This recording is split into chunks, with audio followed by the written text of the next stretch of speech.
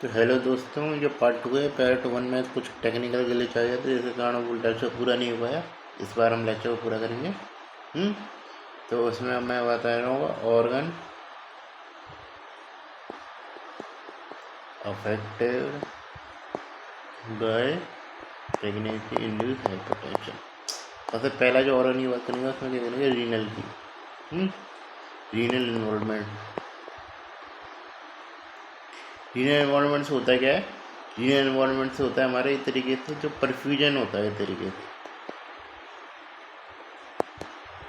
होता है, वो डिक्रीज करता है। क्योंकि हमें इस तरीके से, क्योंकि इस तरीके से वहाँ पर उतना ब्लड जाता नहीं है, जिसके कारण क्या होता है, इस तरीके से ले देखिए GFR जो है इस तरीके से, मैं बताया था, हीमो कॉन्सेंट्रेशन हो जाती है इस तरीके से। कैसे कारण होता है, इस थोड़ा सा इसको मिटाऊँ तो मैं इसको एग्जाम मैंने कॉलेज नहीं बताया आपको। जो होता है इस तरीके से हाइपरटेंशन जब भी होती है, इसमें क्या होता है,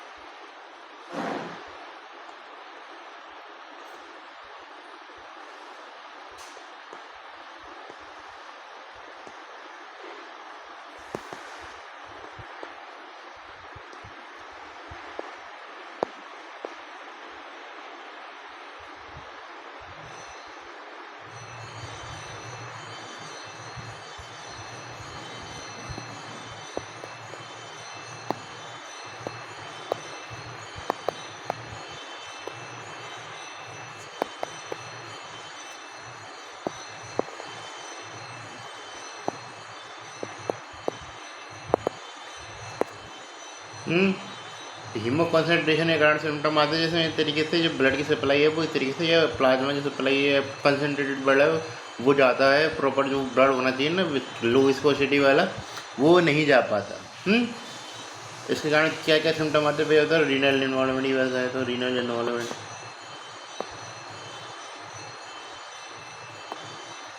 रीनल इन्वॉल्वमेंट के क्या क्या सिम्टम आते हैं। जैसे पहला सिम्टम आता है इस तरीके से, रीनल परफ्यूजन घट जाता है।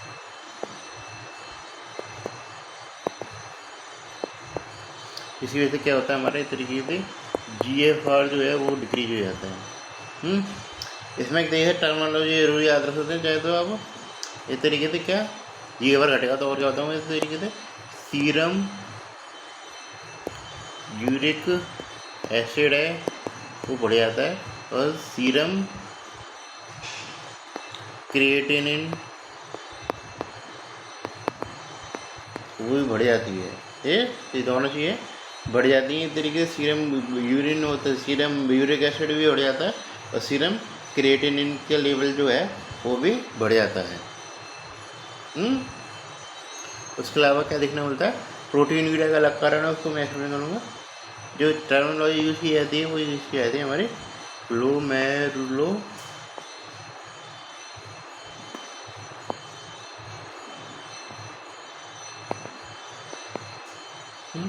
प्रोटीन यूरिया क्यों होता है,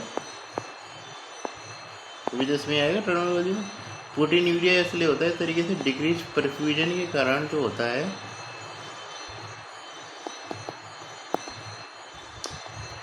हमको एंडोथीलियल लॉस देखने को मिलता है।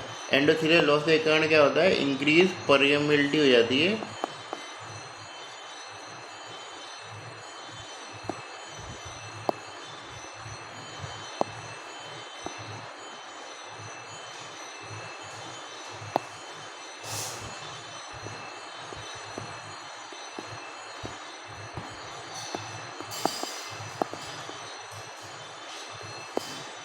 जो क्या लीड करता है तरीके से हमारे प्रोटीन यूरिया को लीड करता है। प्रोटीन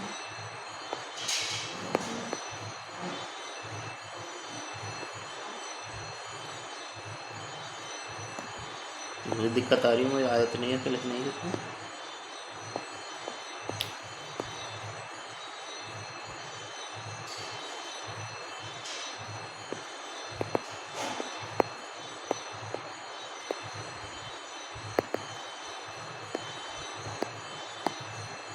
ये प्रोटीन यूरिया का कारण है, ये याद रखना थोड़ा सा।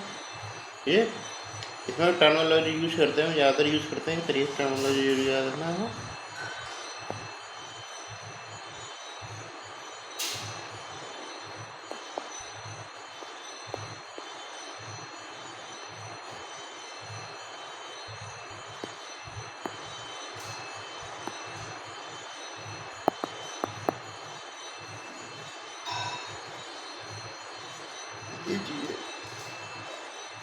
यूरिक एसिड GFR कम होने का नहीं, तो मैंने आउटपुट बताया नहीं आपको क्या। इस तरीके से सीरम क्रिएटिनिन बढ़ जाता है, इस तरीके से। ये चलिए तो मैंने बता दिया, ये बड़ा पॉइंट याद रखना, इसलिए मैं तो अलग से हाईलाइट कर रखा है, तो ये हम लिखने को तो यहाँ पे लीजिए। एक और जो आउटकम निकलता है वो क्या कहता है, रीनल हाइपोपरफ्यूजन से क्या होता है, ओलिगोयूरिया। ये सारे बात आपको हिसाब का ये लगाने में यूरिन प्रोडक्शन घट जाता है, इससे हिसाब लगा सकते सारे आउटपुट का। प्रोटीन यूरिया तो कह रहे थे नॉर्मल मेन सिम्टमों में आता है, बाकी ये भी आते हैं मेन सिम्टम में। इस तरीके से सीरम क्रिएटिनिन वैल्यू भी तो यूज़ करते थे हकीकत में, नहीं यूज़ करते, तो इसलिए ये भी तरीके से मेन सिम्टम में तो आता ही है। फिर जो दूसरा इन्वॉल्वमेंट आता है रीनल इन्वॉल्वमेंट के बाद, हमारा दूसरा इन्वॉल्वमेंट आता है हमारा लिवर इन्वॉल्वमेंट।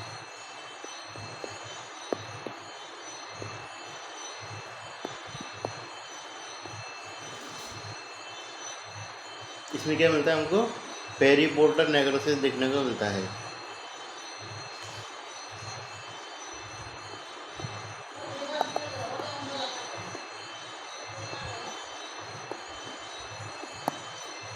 ये पेरीपोर्टल नेक्रोसिस देखने को मिलता है। पेरीपोर्टल हेमरेज जो होते हैं, मेन तो नेक्रोसिस क्या होता है, पेरीपोर्टल हेमरेज देखने को मिलते हैं इस तरीके से।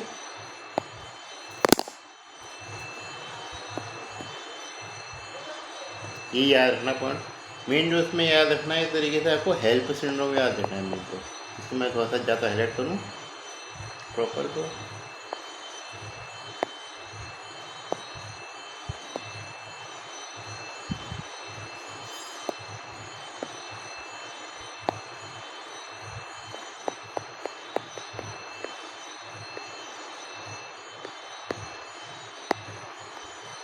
हेल्प सिंड्रोम मतलब किसी की हेल्प नहीं हुआ है ना, इसके अलावा से एच से आ रहा है हमारे, एक आई थी हमारे ई से, एक होती है हमारे एल से, एल पी से आती है।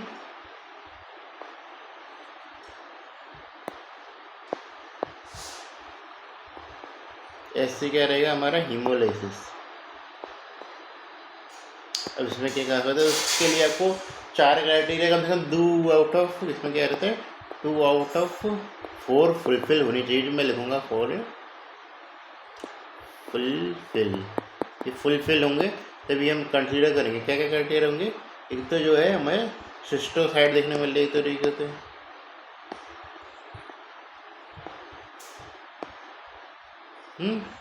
और ये देखने को मिल रहा है इस तरीके से हमें सीरम बिलीरुबिन वह बढ़ा हुआ दिल रहा है। कितने से बढ़ा हुआ, 1.2 से बढ़ा हुआ मिल रहा है। कौन सा टाइप है, इनडायरेक्ट। एक कौन सा मिल रहा है हमें, एप्टोग्लोबिन, वो डिक्रीज मिल रहा है। एक और जो क्या मिलता है इधर, जगह नहीं तो हम लिख रहे हैं यहाँ पे, वो LDH जो है वो बढ़ा हुआ मिलता है। कितने से बढ़ा हुआ, LDH वो 600 इंटरनेशनल यूनिट से बढ़ा हुआ मिलता है। इसे बात करके चलें, elevated liver enzyme. Elevated liver enzyme का तो मैंने एक तरीके से जो नॉर्मल डिस्क्रिप्शन दिया तभी आ जाती है। इसमें आता है SGOT या SGPT जो है उससे क्या लेवल किससे बढ़ जाएगा, 70 इंटरनेशनल यूनिट पर लीटर थे। ये हेयर में इंपॉर्टेंट पॉइंट है काफ़ी, ये तो बहुत इंपॉर्टेंट है, ये जरूर याद रखना। और लो प्लेटलेट्स काउंट करेगी, लो प्लेटलेट्स का तो मैंने पहले भी एक्सप्लेन किया था, कितना 1 लाख पर 1 लाख सेल पर मीटर क्यूब से कम है। ये इस प्रकार है। ये हमारी बात आ गई किसमें, हेल्प सिंड्रोम में। तो इसमें एक तरीके से स्कीम यूज की जाती है, कौन सी,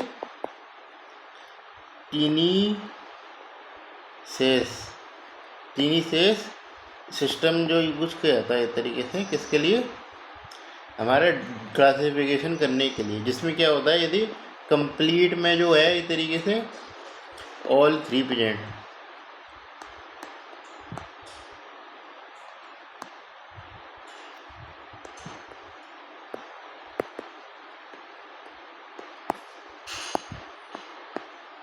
ये टीनीसेस सिस्टम होता है एक तरीके से डायग्नोस करने का। ये इसमें तो होगा नॉर्मल फैक्टर बात करके चलो, तो ये क्या है कि एक तरीके से प्रेजेंट होता है किसके द्वारा, present with right upper quadrant या एपी गैस्ट्रिक पेन के संग प्रेजेंट होता है। उसके अलावा राइट अपर क्वाड्रेंट से लोगों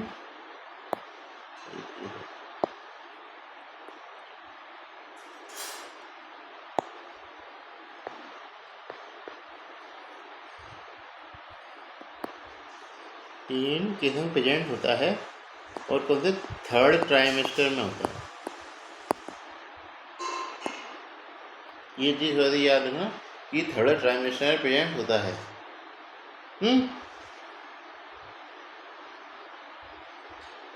फिर हम आते हैं तरीके से फीटल इन्वॉल्वमेंट पे।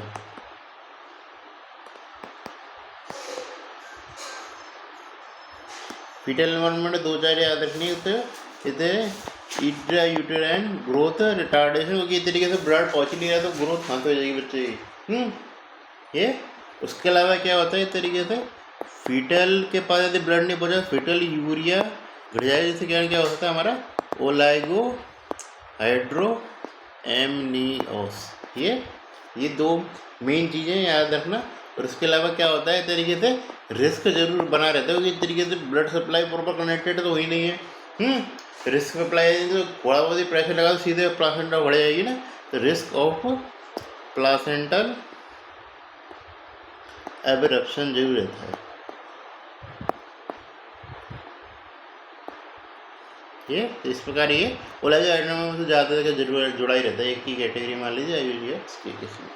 ये फिर हम आते हैं तरीके से सेरिब्रोवैस्कुलर में। सेरिब्रोवैस्कुलर में क्या होता है तरीके से जो है सेरिब्रल हाइपरपर्फ्यूजन देखने को मिलता है, जिसके कारण क्या है, जिसके मतलब सेरिब्रल में सिम्टम तो एडिमा के कारण है, हाइपरपर्फ्यूजन का, हाइपरपर्फ्यूजन के कारण क्या सिम्टम आते हैं उसकी बात करेंगे। हाइपरपर्फ्यूजन के कारण जो सिम्टम आते हैं तो ये आता है हमारे तरीके से थ्रोम्बिंग हेडेक देखने को मिलता है।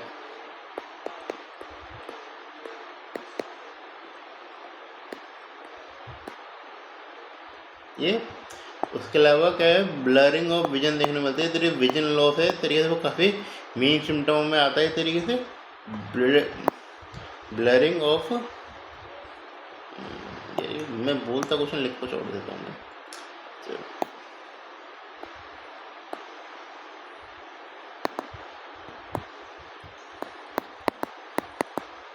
ये देखने को मिलता है। और इसके अलावा और सिम्टमों पे आए तो और सिम्टम में एक तरीके से आपको मैं बता सेरिब्रल एडिमा भी देखने को मिलता है। ये उसके अलावा क्या होता है हमारा इस तरीके से कन्वर्जन भी देखने को मिल सकते हैं, हालांकि कन्वर्जन पहुँच गया तो मामला वो इधर एक्लेम्सिया पे पहुँच जाएगा। कन्वर्जन भी देखने को मिल जाते हैं, कन्वर्जन देखने को मिल रहे तरीके से वो मामला कहाँ पहुँच गया हमारा एक्लेम्सिया पे देखने को मिल गया हमारा। तो एक्लेम्सिया भी इधर ट्रिगर हो जाता है ना, प्री एक्लेम्सिया तो एक्लेम्सिया यही तो होता है, कन्वर्जन देखने को मिल रहा है वो मामला एक्लेम्सिया पे पहुँच गया। ये इस प्रकार हम आते हैं तरीके से एक्लेम्सिया पे। मेन जो टॉपिक है टॉपिक में हेडिंग चेंज होगी।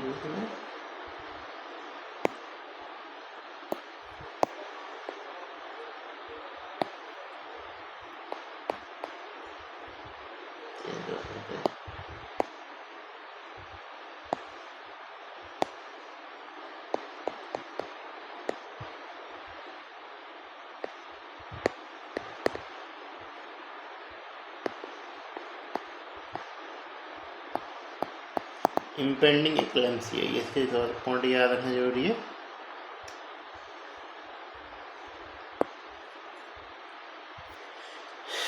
इंक्लेम्सिया क्या होता है, ये एक तरीके से पहले होती है, ये हेडेक में सिम्टम आ जाते हैं मेन, तो उसमें क्या होता है हमारा हेडेक देखने को मिलता है।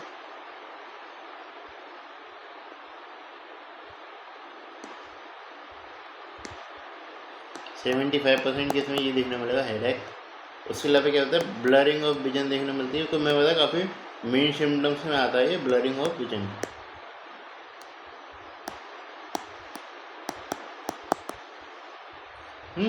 सेकेंड मोस्ट कॉमन है।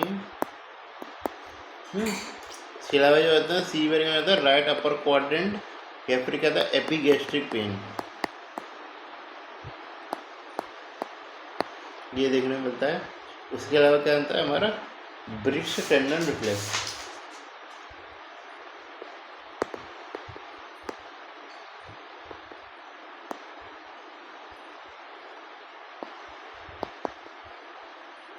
ये भी देखने को मिलता है। ठीक है, तो इस प्रकार हमारा क्या होता है, इस तरीके से ये सारे जो सिम्टम मैंने बताया था ऑर्गन लेवल मैंने बता दिए। ठीक, अब आते हैं इस तरीके से किस पे, जो है प्रिडिक्टर जो होता है वो यूज़ किया जाता है इस तरीके से किसके, इस तरीके से क्या कहते हैं हमारा प्रेगनेंसी इंड्यूस्ड हाइपरटेंशन के लिए। इसके बारे में ज़्यादा कुछ याद रखने की जरूरत नहीं है, बस थोड़ा बहुत पता होना चाहिए इस तरीके से जो है कि प्रिवेंशन किस प्रकार करेंगे इस तरीके से प्री एक्लेम्सिया का। ये प्रिडिक्टर में बताते हैं तो यूटेराइन आर्टरी डॉपलर ही फंडे लेवल ले सकते हैं। यूटेराइन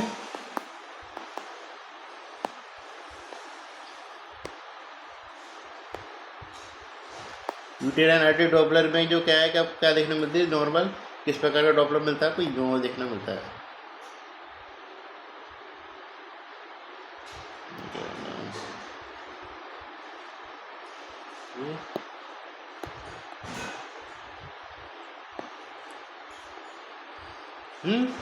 तो इसमें क्या है कि जो ये तो नॉर्मल है, लेकिन क्या है काफ़ी बार का नोच प्रेजेंट होती है, ये तो काफ़ी बार देखे तो ये नोच प्रेजेंट होती है इस प्रकार।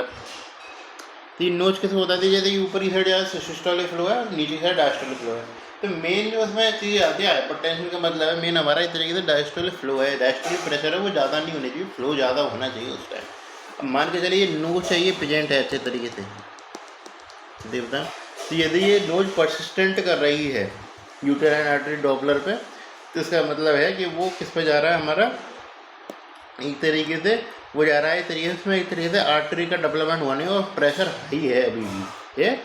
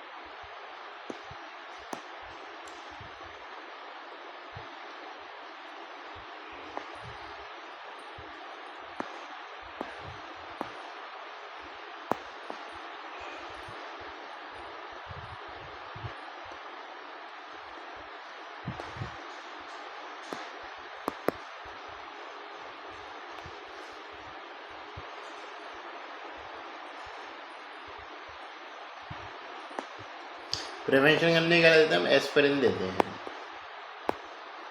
कितना इस तरीके से 150 milligram daily at bedtime.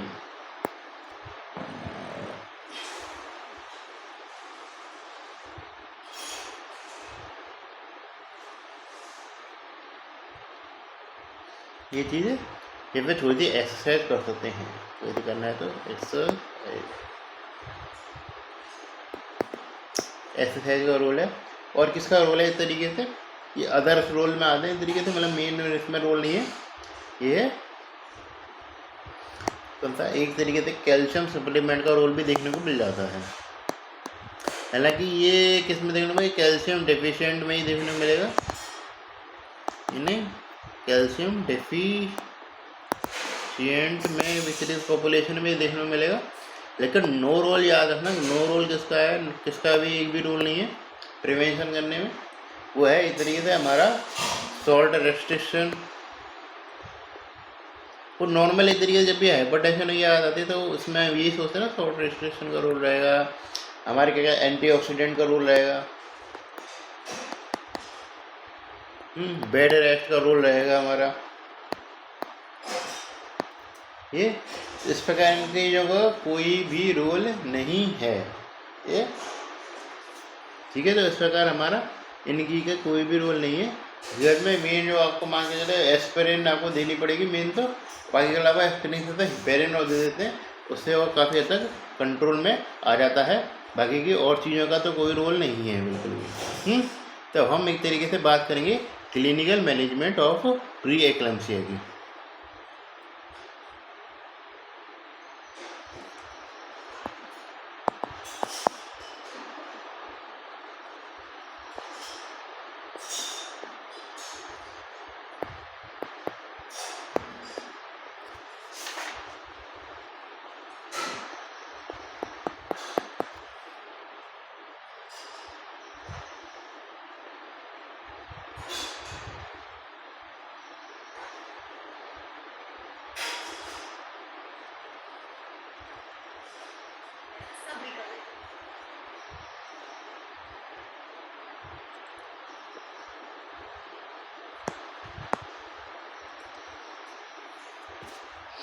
ये हमारा अपने आप में सेपरेट टॉपिक है। तो इसमें क्या चीज़ें होती है, सबसे पहले तो आपको आइडेंटिफाई करना होगा। चाहे मैं तो फ्लो चार्ट आपको बताया, एकदम फ्लो चार्ट एक्सप्लेन करूँगा एकदम प्रॉपर, तो इस तरीके से बनना है। इसमें हमारी इस तरीके से दत्ता है, उसको बनाएंगे।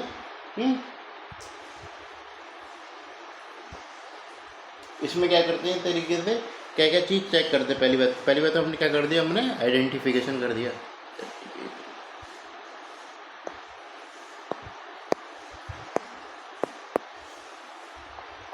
हमने आइडेंटिफिकेशन किया, आइडेंटिफिकेशन कर लिया कैसे कि तरीके क्या करेंगे, बीपी में आइडेंटिफिकेशन के बाद क्या किया हमने, इस तरीके से सीवियरिटी का एवेल्यूएशन किया।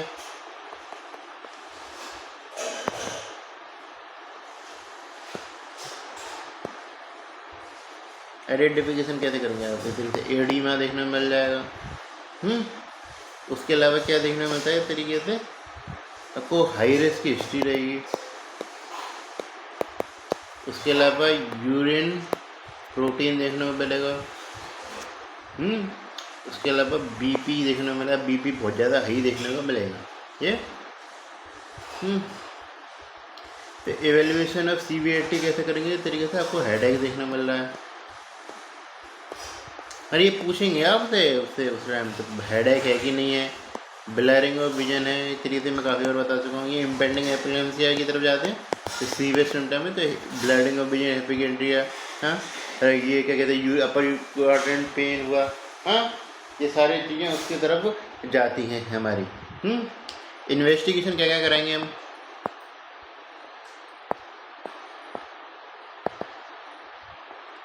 इन्वेस्टिगेशन के नाम पे क्या करेंगे, इस तरीके से कंप्लीट ब्लड काउंट कराएंगे, सीबीसी कराएंगे। उसके अलावा क्या प्लेटलेट्स काउंट कराएंगे, इस तरीके से प्लेटलेट्स काउंट भी इसमें आ जाएगी। उसके अलावा क्या कोएगुलेशन प्रोफाइल हमको चेक करनी पड़ेगी। कोएगुलेशन प्रोफाइल चेक करने का उद्देश्य क्या है, हमें प्लेटलेट्स काउंट चेक करनी है इस तरीके से मेन। इसमें को हमें आइडेंटिफाई करना है कि इस तरीके से हेल्प सिंड्रोम में तो नहीं आ रहा है, एक्लेम्सिया में तो नहीं, उसमें तो नहीं है ये। इसमें कोएगुलेशन प्रोफाइल के अंदर प्लेटलेट्स काउंट के लिए, क्योंकि इस तरीके से जो पुराना मैंने सिम्टम बताया था तो सीवियर सिम्टम भी तो बताए थे, खासा जो ऑर्गन लेवल पे बताए थे, हाँ, तो उनको भी तो आइडेंटिफाई करोगे तो कैसे करोगे। एलएफटी करेंगे, एलएफटी से क्या होंगे, लिवर एंजाइम का पता लगेगा। केएफटी करेंगे, केएफटी से पता लगेगा हमको इस तरीके सीरम क्रिएटिनिन, यूरिक एसिड, ये चीज़ें, ये चीज़ें उस पर यार हो गई। फंडोस्कोपी करेंगे तो हमें इस तरीके से क्या रूल आउट करना है, इस तरीके से हमको रूल आउट करना है इस तरीके से उसका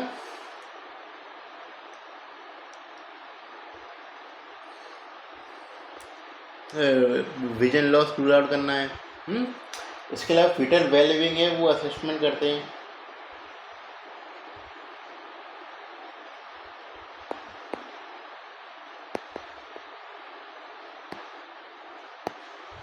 तो फीटस को भी तो इफेक्ट कर रही है, तो वो किससे करेंगे हम?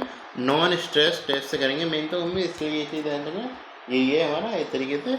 उसके अलावा डॉपलर वगैरह भी यूज कर सकते हैं, फीटल डॉपलर भी यूज कर सकते हैं। ये चीज़ है। फीटल डॉपलर किसमें है? यदि फीटल ग्रोथ रेस्ट्रिक्शन प्रेजेंट है तो फीटल ग्रोथ रेस्ट्रिक्शन के लिए मेन इंडिकेशन रहता है फीटल डॉपलर का।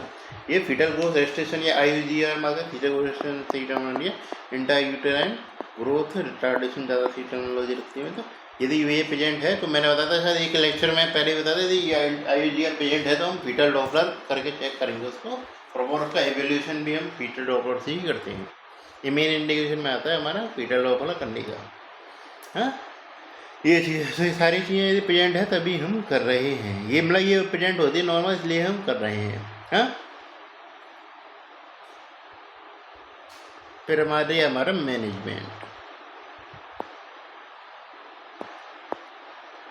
मैनेजमेंट के नाम पे क्या करेंगे हम इस तरीके से?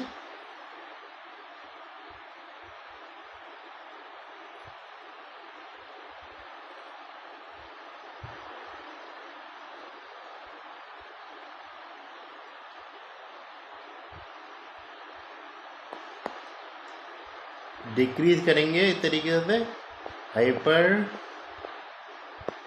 टेंशन कॉम्प्लिकेशन जो बन रही है वो डिक्रीज करेंगे।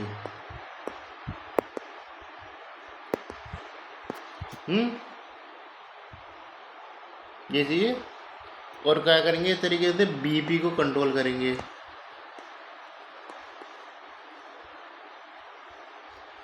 ये BP को कंट्रोल करने का हमारा उद्देश्य रहेगा।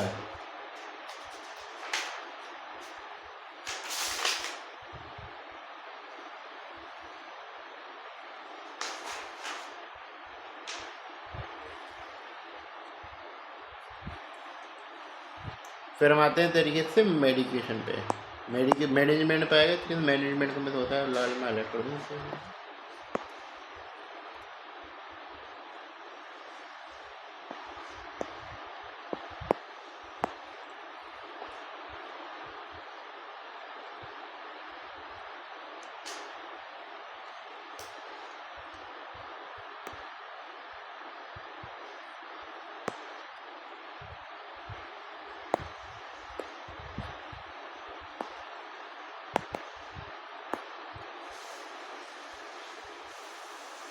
एंटी हाइपरटेंसिव मेडिसिन में कौन सी हमारी आती है? तो लेबिटोलॉल आती है, मोस्ट कॉमनली यूज करते हैं। एक होता है अल्फा प्लस बीटा एगोनिस्ट है ये।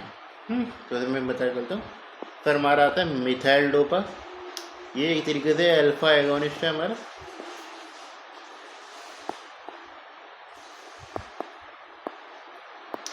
इसे मैंने पहले फार्माकोलॉजिकल चैप्टर में पढ़ा दिए थे, इसलिए मैं तो ज़्यादा रिव्यू नहीं करूँगा। फिर आते हैं हमारा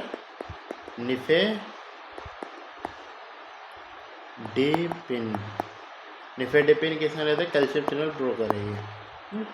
फिर आते हैं हमारी हाइड्रालाजी,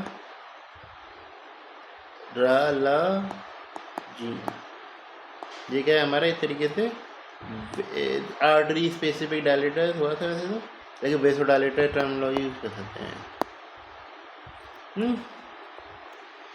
ये है कि तो ये सारी तरह के ड्रग्स के बारे में बात हो गई, कुछ ना कुछ कॉन्ट्रा इंडिकेटेड पता हूँ कौन कौन सी ड्रग होती है इस तरीके से। तो इस तरीके से ACE inhibitor, angiotensin receptor blocker Contra indicated है। क्यों? Because of teratogenicity.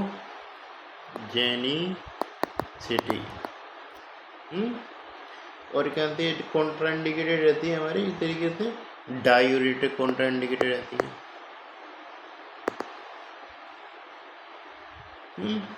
और कौन सी कॉन्ट्रा इंडिकेटेड है हमारी?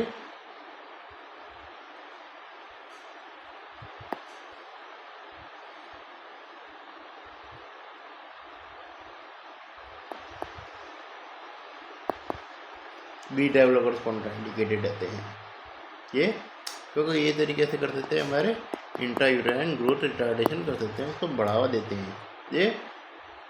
ठीक है, बात आगे।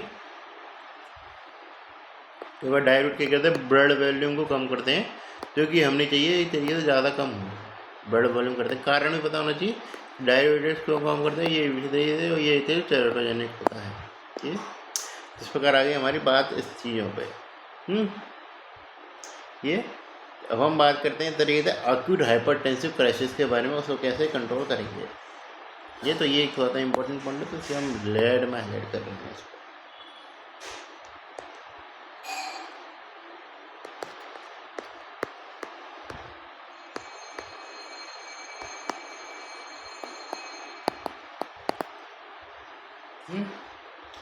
एक्यूट हाइपरटेंसिव क्राइसिस में एक तरीके से बीपी कंट्रोल कैसे किया जाता है।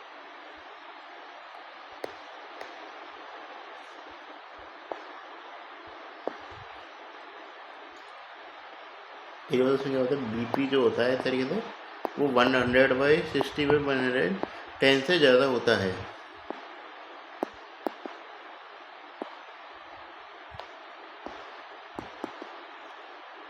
इससे ज़्यादा होता है। इसमें क्या आते हैं हम तरीके से, ड्रग ऑफ चॉइस रहती है हमारी कौन सी, लेबिटोलोल। क्या ड्रग ऑफ चॉइस रहती है, क्या क्या डोज रहती है हमारी, तो 20 मिलीग्राम देते हैं शुरुआत में, फिर 15 मिनट्स गैप पे क्या देते हैं, फिर 40 मिलीग्राम देते हैं, फिर 15 मिनट गैप।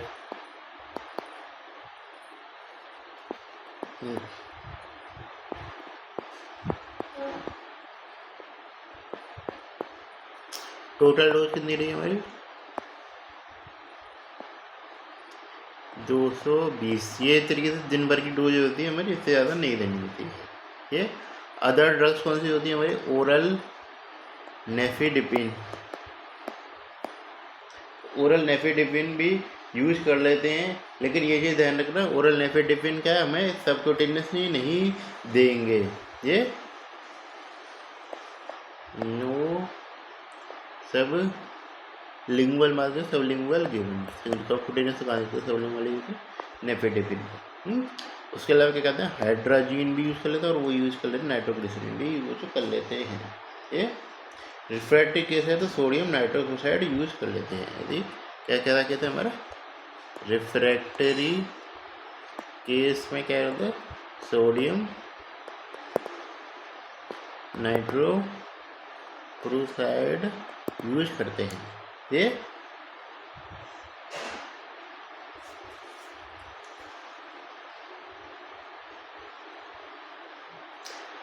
ठीक है, तो इसमें अगर हमारा आता है प्रॉपर सिस्टम, प्रॉपर सिस्टम होता है एक तरीके से बीपी मैनेजमेंट के लिए। तेजी जाना ना, BP charting, urine protein check करना, डीपी, सीबीसी, केएफटी, एलएफटी, ये रेगुलर बेसिस पे चेक करने रहेंगे आपको। ये चीज़ है।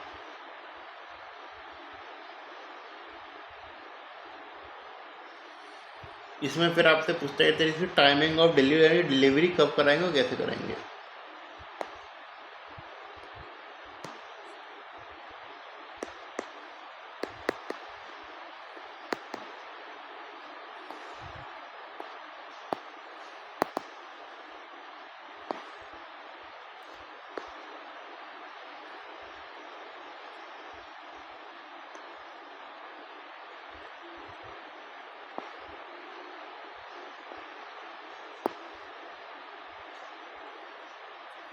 लो चैट से बताएं तरीके से क्या हो गया हमारा,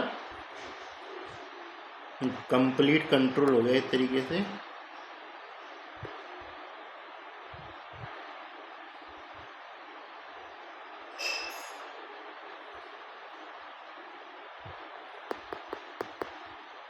यदि हमें ट्रीटमेंट दिया, माइल्ड लेवल का था और कंप्लीट कंट्रोल हमने अचीव कर लिया, तो क्या करेंगे इस तरीके से,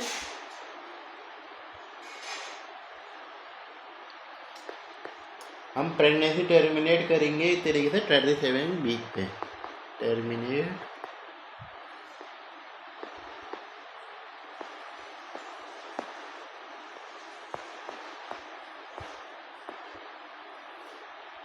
ये फिर आते हैं तरीके सीवियर वाला था, यानी तरीके से नॉट कंट्रोल आया इस तरीके से।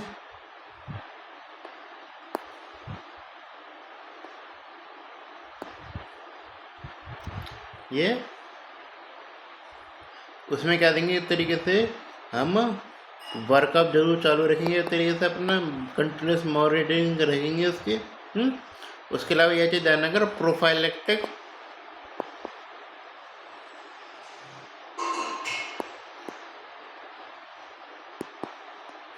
क्या देंगे इस तरीके से MgSO4 देते हैं। तो प्रोफाइलेक्टिक MgSO4 देंगे जरूर। तो प्रोफाइलेक्टिक MgSO4 देने से क्या होगा इस तरीके से हमारे जो भविष्य में कोई कल मंजल वगैरह आने वाला होगा वो रुक जाएगा। ये ठीक है, इस प्रकार हमारा ये चीज़ रहती है।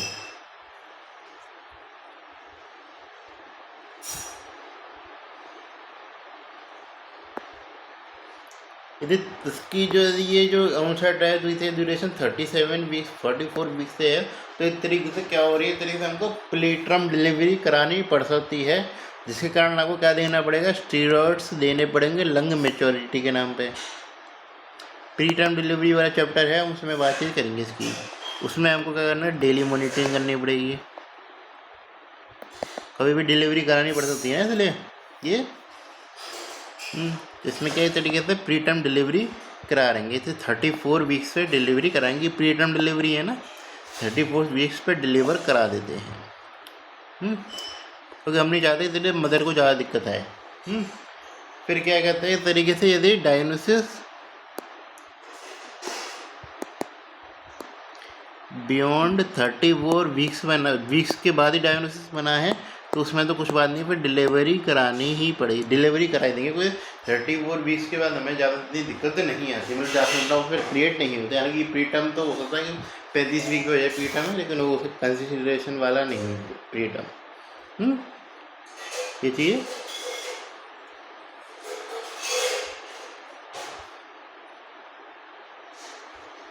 फिर हम आते हैं इस तरीके से एक्लेम्सिया के ट्रीटमेंट के बारे में। इस तरीके से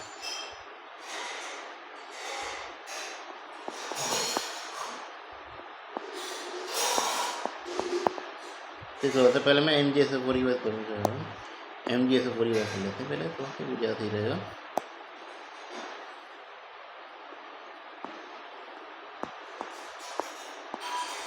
MgSO4 क्या है इस तरीके से, सेंट्रली एक्टिंग डर गया है ये तरीके से। और क्या करती है इस तरीके से, न्यूरोप्रोटेक्टिव रोल है।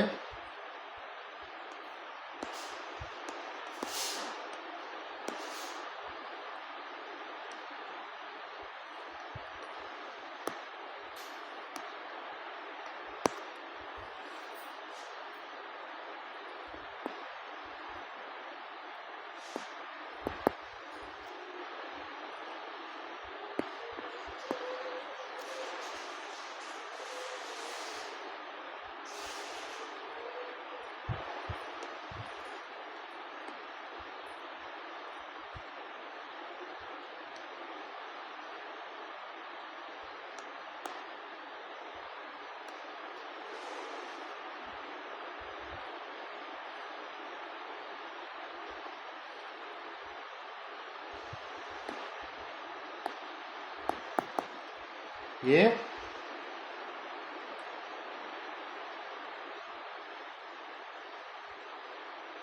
इस प्रकार हमारे आता है MgSO4 का चक्कर रहता है क्या, कि centrally acting anti convergent drug एक ग्लूटामेट को रिलीज कम करवाती है एक तरीके से। ये कैसे रिलीज करवाती है, इस तरीके से NMDA रिसेप्टर को ब्लॉक करके। किस प्रकार,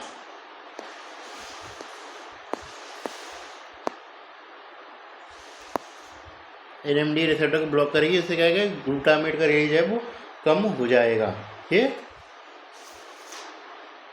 उसके अलावा क्या रिएक्शन का काम रहता है इस तरीके से इसका, ये जो है इस तरीके से कैल्शियम चैनल को ब्लॉक करने का भी काम करती है।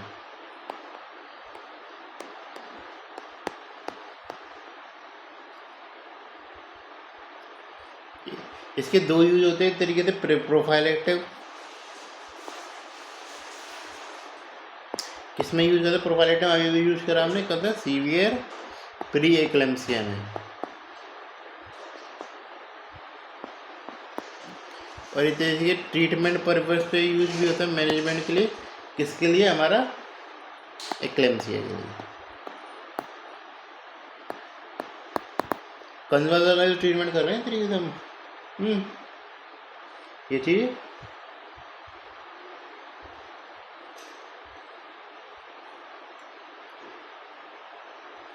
इस तरीके से मैं डोज का क्या रहता है हमारे प्रिपरेशन की बात करें तो MGS फोन में हाईलाइट कर देता हूँ रेड में, क्योंकि काफ़ी बड़ा टॉपिक है।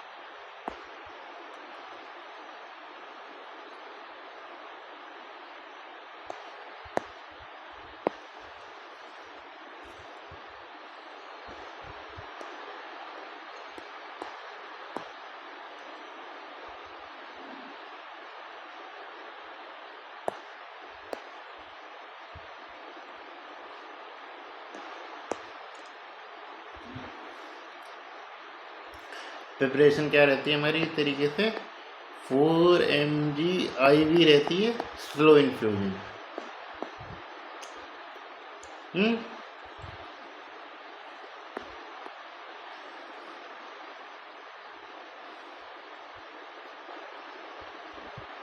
इसमें गलत हो गया थोड़ा सा, हिमी नहीं होता ग्राउंड होता है, इसको ऐड कर लेना।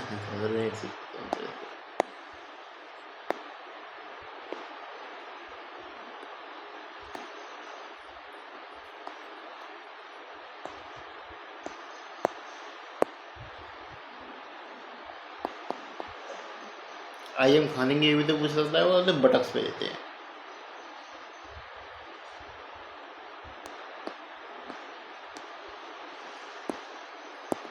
ग्लूटेन रीजन ज़्यादा है, सब बेबसन वगैरह थी ये। तो इस प्रकार हमारी टोटल हो जाती है 14 ग्राम की। ये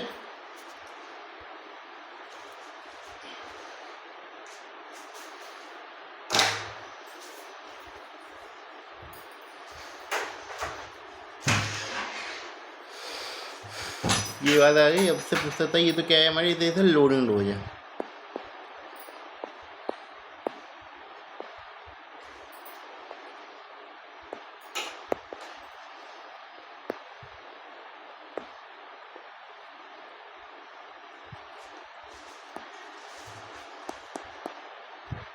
यदि अल्टरनेटिव यदि लेफ्ट पे दिया है तो ये राइट पे देना पड़ेगा। राइट बताओ,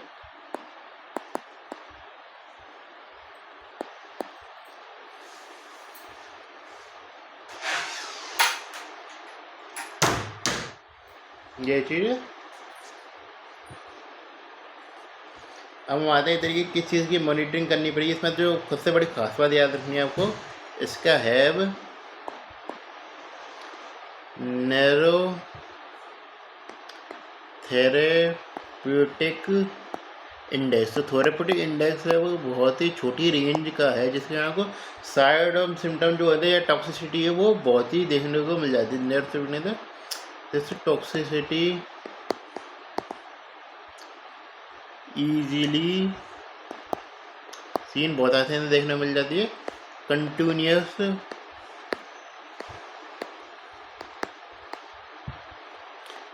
मॉनिटरिंग रिक्वायर। तो ये नहीं कि तरीके से बहुत ज़्यादा आपको मॉनिटरिंग करनी पड़ेगी, क्योंकि इस तरीके से इसमें ये बहुत ज़्यादा नैरो कितना 4 से लेके 7 मिली इक्विवेलेंट पर लीटर तक के साथ थेरेप्यूटिक इंडेक्स है। ये 4 के नीचे यदि काम नहीं करेगी और 7 के नीचे इस तरीके से ये सिम्टम दिखाने लग जाएगी मैग्नीशियम एसोफोर के टॉक्सिसिटी के। तो फर्स्ट सिम्टम जो क्रिएट होता है, पहली बात तो पूछ सकता है फर्स्ट सिम्टम जो आता है वो आता है हमारा इस तरीके से लॉस ऑफ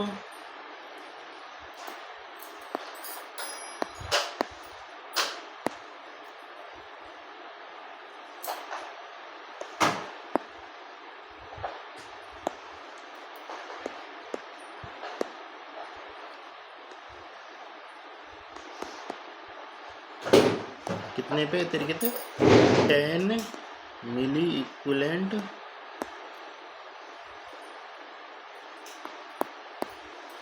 पर लीटर पे। इसका कहता है रेस्पिरेटरी पैरालिसिस, डिप्रेशन देखना पड़ता है किस पे हमको, इस तरीके से 12 मिली इक्विवेलेंट पे। और कार्डियक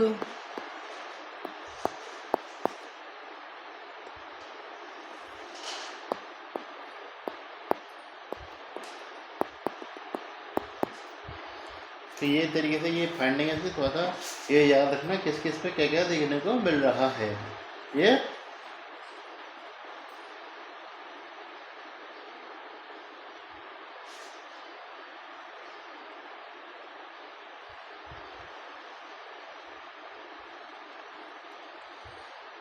मॉनिटरिंग के नाम पे क्या करेंगे इस तरीके से,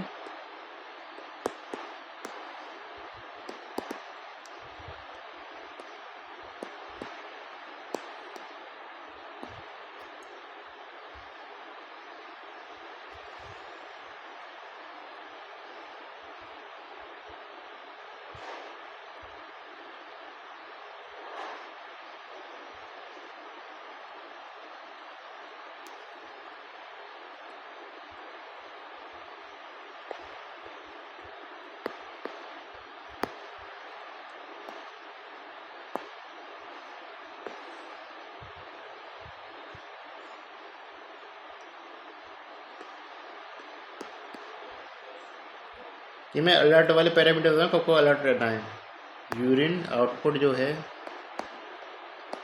कितने से कम हो जाए, 10 मिलीलीटर बाई 4 आवर। ये तो खैर वैसे क्राइटेरिया मेन आपको याद रखना है इस तरीके से, वो याद रखना 30 ml बाय पर आवर। तो ये इस तरीके से अलर्ट के पैरामीटर हैं इस तरीके से। Urine output, D tender reflex, ये उसके अलावा क्या कहते हैं, सीरम क्रिएटिनिन लेवल भी चेक कर सकते हैं। हार्ट रेट चेक करनी पड़ेगी वो, हार्ट रेट। इसके अलावा क्या चेक करते हैं इस तरीके से, SpO2 का लेवल चेक कर सकते हैं। ये चेक करते ही हैं जैसे ये SpO2 को वैसे लगा रहता है। ये चीज़ है। यदि इस तरीके से ट्रीटमेंट के नाम पे क्या करेंगे इस तरीके से, ये भी तो आ सकता है। तो यदि इसमें याद रखना इस तरीके से कॉन्ट्रा इंडिकेशन पूछ सकता है, लेकिन आपसे पूछ सकता है इस तरीके से। फिर यदि ट्रीटमेंट क्या रहेगा हमारा, RX फॉर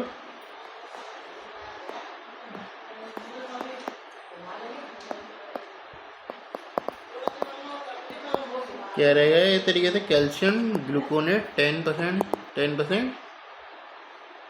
ये जगह वो नहीं आती, 10% calcium gluconate, 10% calcium gluconate use करते हैं जैसे ट्रीटमेंट के रूप में। ये तो अब ये चीज़ बात आ गई हमारे इस तरीके से किस चीज़ के लिए, जैसे मैग्नीशियम ऑक्साइड के लिए। हम लास्ट पर हमारा टॉपिक रहेगा हमारा कौन सा, एक्लेम्सिया। लास्ट टॉपिक है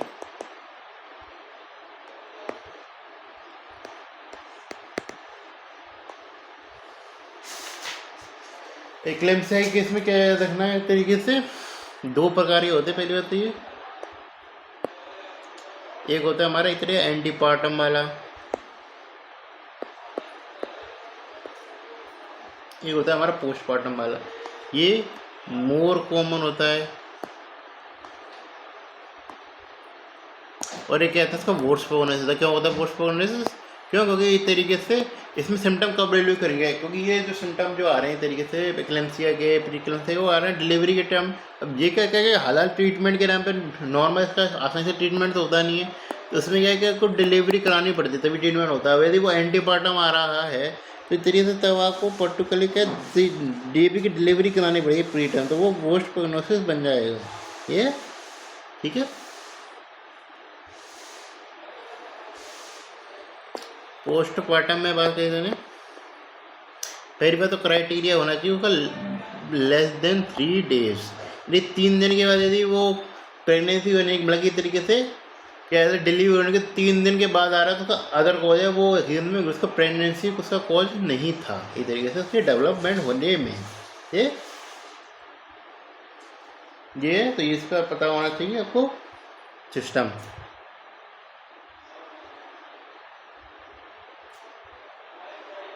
इसमें क्या देखने को मिलता है, तो सिम्टम के नाम पे इधर पफीनेस देखने को मिलेगी, फेस से पफीनेस।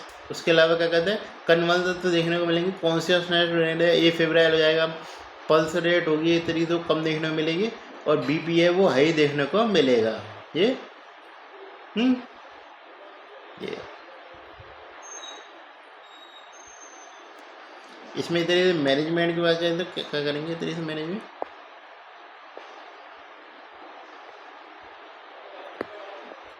ये सारे सिम्टम सीधे सिम्टम के संग आप कन्वर्जन जोड़ दे तो वही बैठेगा इस तरीके से। तो इसमें सीधे मैनेजमेंट पे आते हैं। पहली बात तो क्या होता है हमारा, होता है तो फर्स्ट स्टेप जो होती है हमारी, फर्स्ट क्या होता है हमारा, सिक्योरिंग एयरवे। एयरवे सिक्योर करना जरूरी है। ये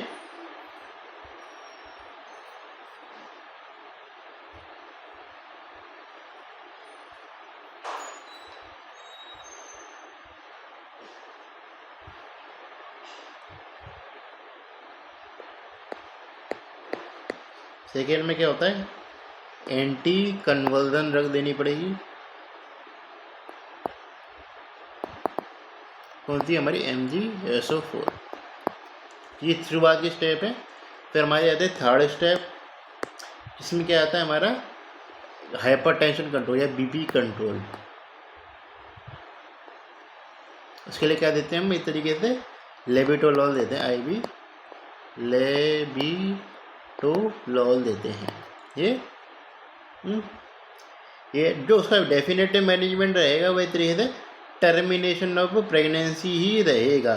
ये इसलिए रिगार्डलेस कि क्या हो रहा है क्या नहीं हो रहा है, आपको प्रेगनेंसी का टर्मिनेशन करना ही पड़ेगा।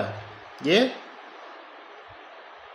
बाकी वाला इन्वेस्टिगेशन चलाते रहेंगे, इतने मॉनिटरिंग चलती रहेगी, चार्टिंग चलती रहेगी उसकी, लेकिन डेफिनेटिव ट्रीटमेंट क्या रहेगा हमारे तरीके से,